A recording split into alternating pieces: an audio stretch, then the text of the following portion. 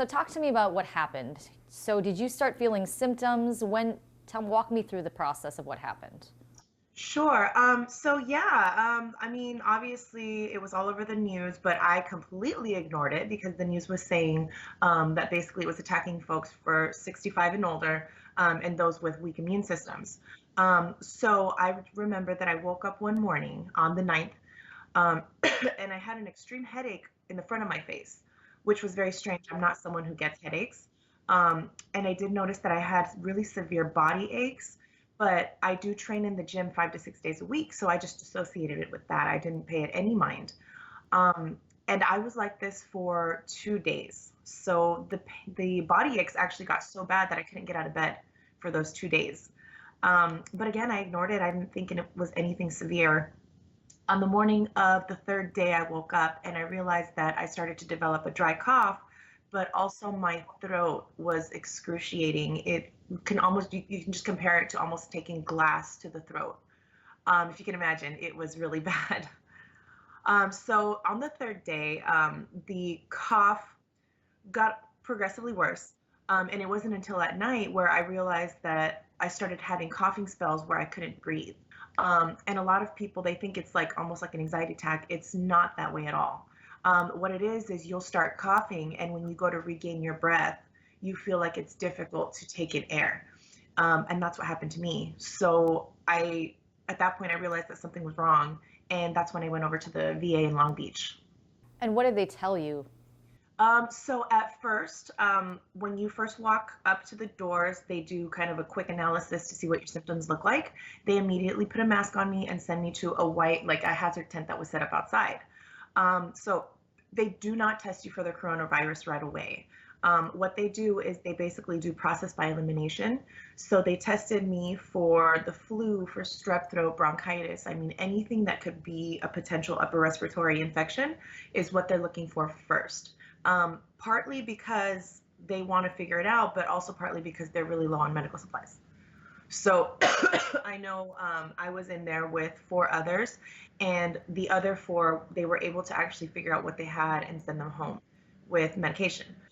It wasn't until I actually tested negative for every single test that they did pull me aside and said, because of my symptoms and the severity of them, they were going to go ahead and approve the test for corona. So you were tested for all of those other illnesses the same day and for corona? And did you find out about your coronavirus test, the results that same day? No. So basically, the way that it works, the hospitals do not handle the testing.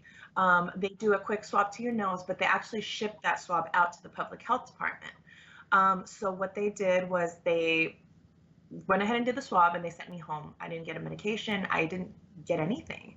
And they said to wait, 24 to 72 hours to hear back from the public health department. Now, what was kind of frustrating on my part was they did say that if you are negative, no one is going to reach out to you. You're not going to get a negative response. You basically just, you say, okay, I didn't get a call and you're good. So you're just supposed to sit there and wait to hear, and if you don't hear anything like 3 weeks later, like, oh, I guess I didn't have it? Exactly. So this was what was kind of frustrating, but it was something. So I went home. I did stay in my room.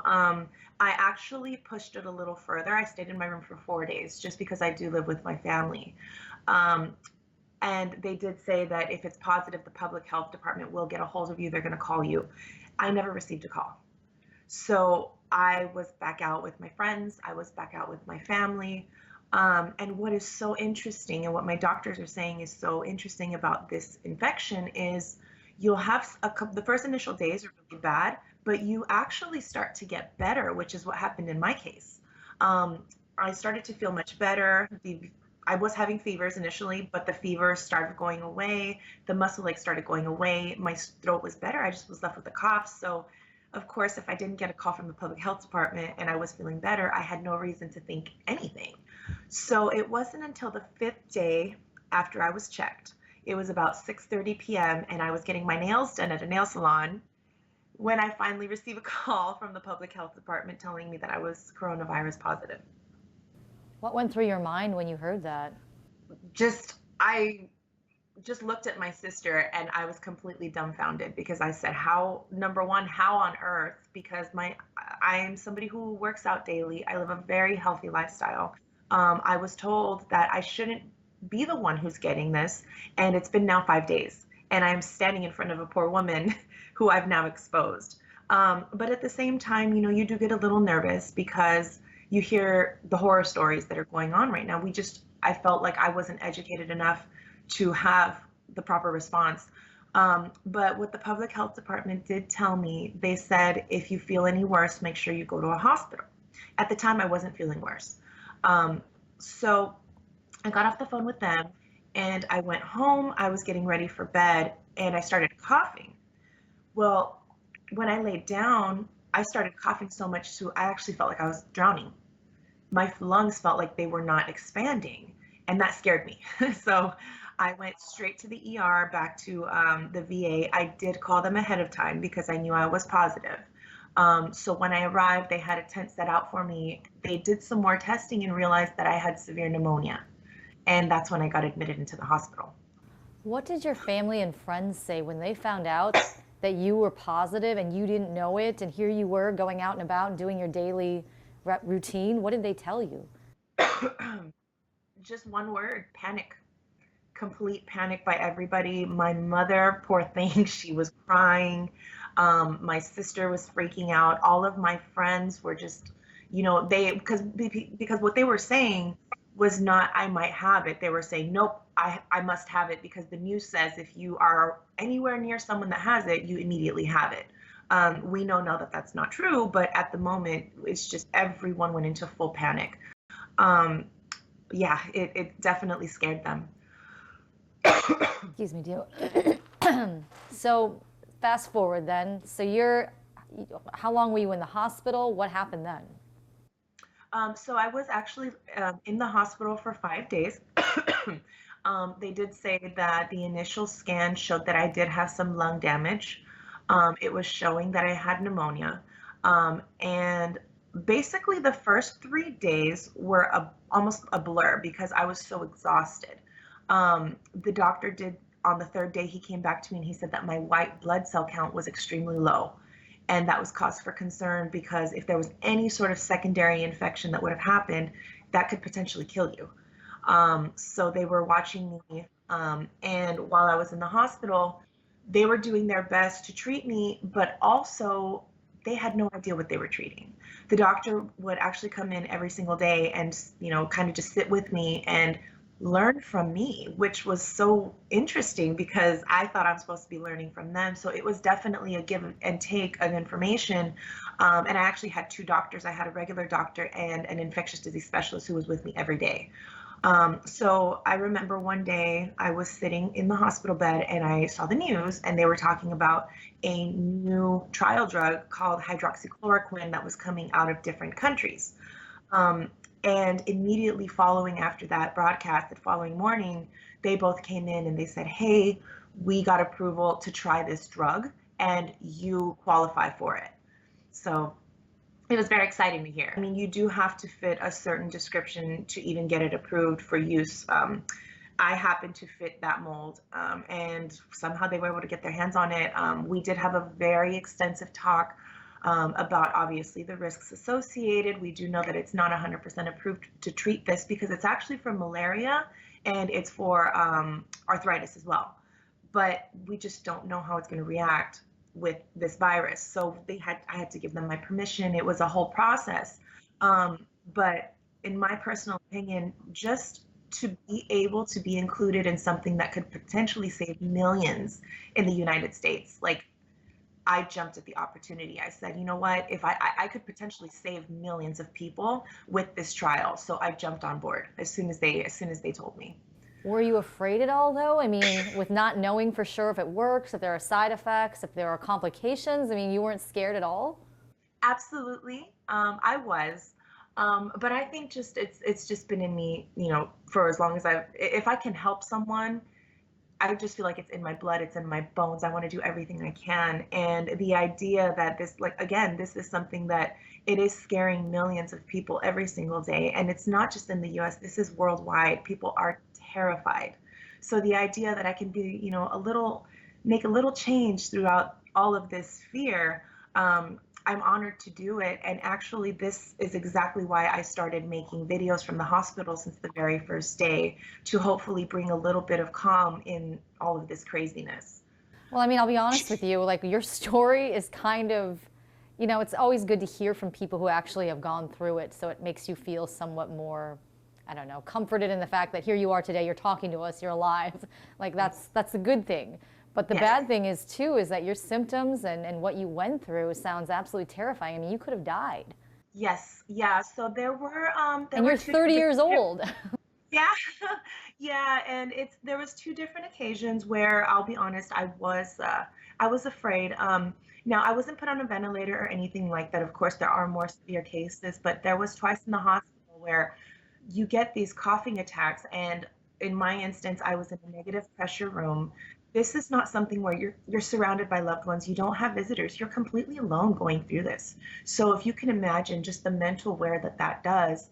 Um, and then I had 2 days where I had these attacks.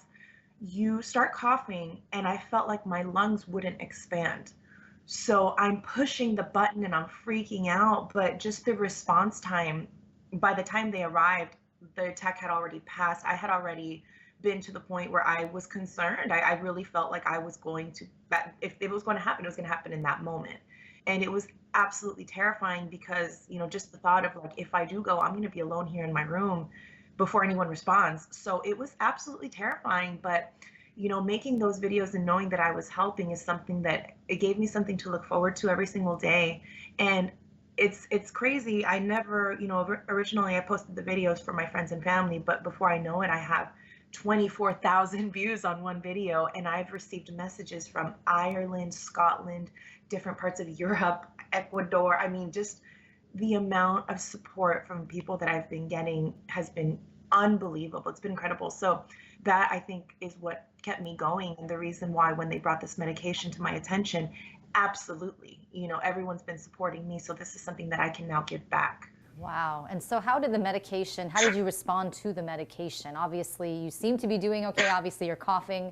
But I mean, Yes. how long did it take when you got the medication to when you started feeling better? Do you think it's working? I mean, what are your thoughts?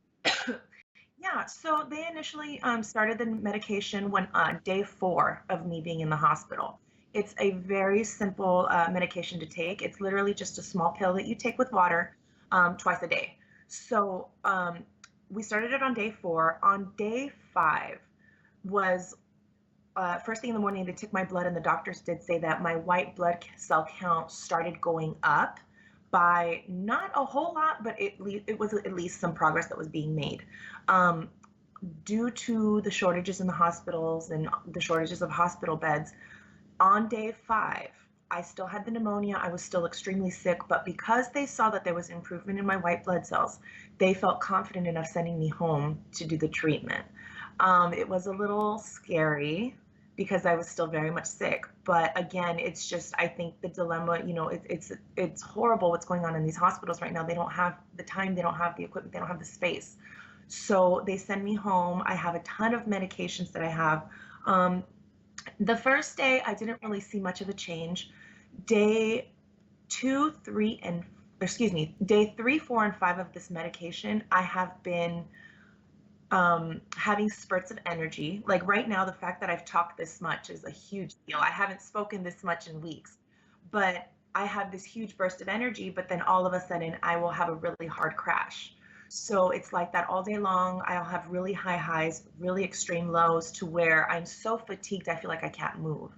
And I have sweats all day long. So I feel like there's a war going on inside my body right now.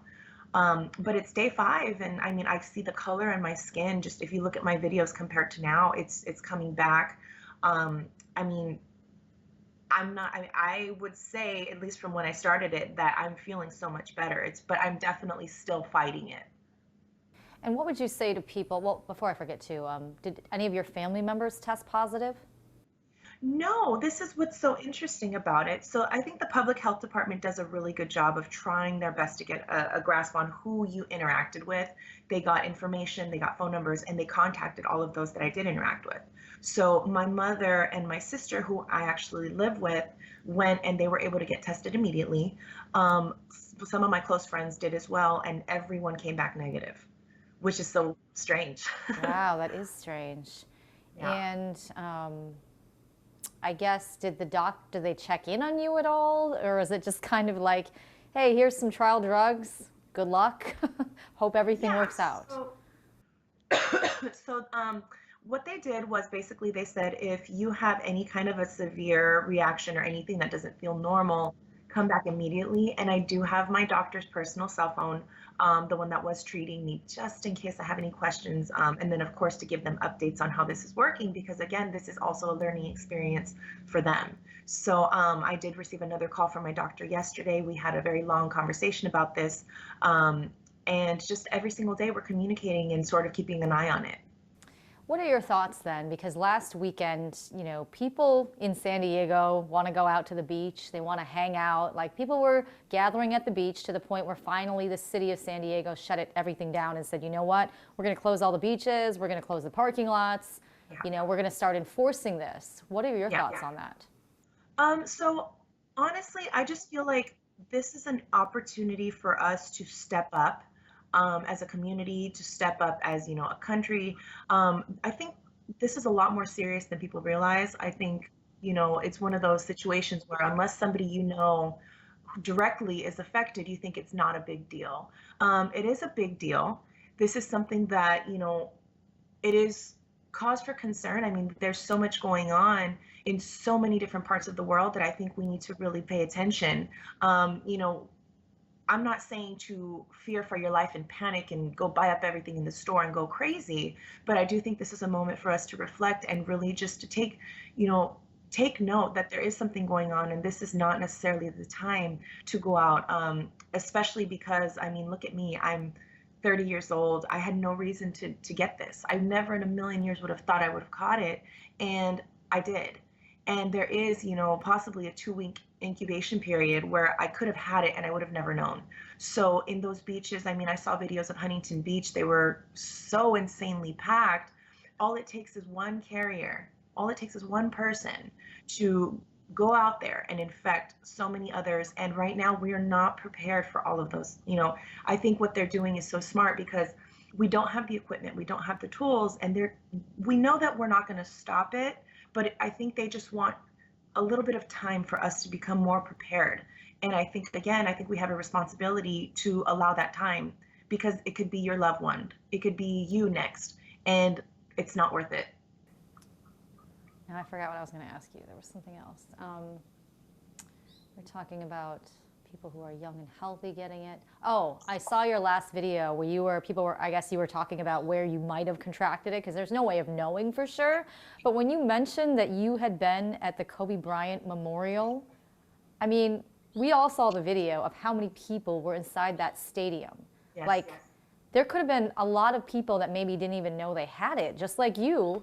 Because, I mean, you don't know for sure when you contracted it. So, Exactly. I mean, the first case that we knew of in the United States, I believe, was January 15th.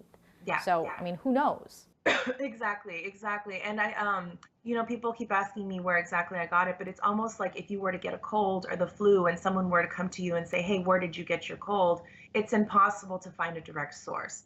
I think because of the timeline, I was able to break it down to the 2 events that I had talked about. But again, to try to pinpoint the exact moment, the exact person is absolutely impossible. And tell me that again. But you said you thought it was 2 events. Tell me what they were. Yeah, so the first one, which is a little bit further back in the timeline, was the Kobe Memorial. But the more probable one, I actually did a red carpet premiere of a film. I don't know if I'm allowed to say the name of the film, but it was a very, very large film that just came out. And we basically, they screen it in a theater in Hollywood, and the writers and the producers and the family and the friends, and of course, a very large cast were among the guests who arrived, and then fans outside. So all of these people travel consistently for filming and for, all of the locations. So I am exposed to that sort of entertainment lifestyle where these folks travel every day. And this, this illness is not above anyone. It doesn't matter if you're rich or poor or famous. Everyone's contracting this right now. So again, it is just to try to pinpoint where it came from. There's no way. Did it start blowing your mind though when you started realizing, oh my gosh, all the people I've been in contact with since the moment I probably could have gotten it? I mean, thousands. I mean, I had an incredible guilt when they called me and they told me that I had it because number one, the 2-week incubation period, but then also the time afterwards that I was out, I was so afraid that I had infected somebody because although, I am young and I am healthy and, chances were that I was going to do okay, I was around people who don't necessarily have that same background. So just the idea that I could have possibly infected someone very seriously, it really, really scared me. And I just was overwhelmed with guilt at that point, and I was praying that nobody got it from me. Luckily, no one did. wow. And do you believe, I mean, I guess none of us really know, but we have a council member here that contracted it. Seemed like he was getting better. He got out of the hospital too. And then we found out he was readmitted and back on a respirator because he, had a relapse or it got worse or whatever happened with his symptoms. But Yeah. are you feeling pretty confident, like you're going to be okay from all of this? Yeah, I mean, to be totally honest, I was told that the lung damage does stick around, unfortunately. It's something that I'll probably feel for the rest of my life. So I just got to take it slow. But as far as the initial sickness that I've had so far, I am hoping that I'm on the winning end of this because again, initially I did get extremely sick. I did get better, and then I got sick again. So I'm just hoping that I'm at least at the tail end of this. Wow. Any questions, Eric? And then I was kind of wondering if your military experience, do you think that helped you along as far as dealing with this? Yeah, I think so. I think the military sort of teaches you to face things head on. I could have panicked, I could have sort of lost it there, and it kept me very, very focused on what I needed to do. I also, it teaches you a sense of teamwork, which I think helps so much because like, for example, when I was in the tent initially, there were so many people who were in there who, I mean, they're fighting with the nurses and they're frustrated and they were letting their emotions get the best of them. But I think one thing that the military teaches you is there's a chain, an entire team that's involved. So instead of getting upset and getting frustrated, you need to be able to trust that team and work together to find a solution. And I think we did that very well. And I think I have the military to thank for that. Did I ever have you say your name and spell it for me? I can never remember. Yeah, it's Yvette, Yvette. Paz, Paz. Anything else you want to say or add? Any message to San Diegans here who maybe aren't taking this seriously, who continue to want to go outside and do whatever, or gather with their friends or whatever it is? Yeah, I think this is a time to stay inside. I think this is a perfect opportunity to reconnect with your loved ones, spend time with your family, and just give it a little bit of time. I mean, another thing is just don't panic. So if there's one big, big, big message I can say, and I said this in my videos, I am coronavirus positive. I have pneumonia. I have lung damage, and I am not afraid. I'm going to beat this. We're going to be okay. And I think everybody needs to take that and learn from my experience and just take a breath. You're like one of the best interviews I've had ever. Like, that was so good. I was like riveted by everything you had to say. So I really appreciate taking the time, and I want you to rest and everything and get better. So I don't want to take up any more of your time.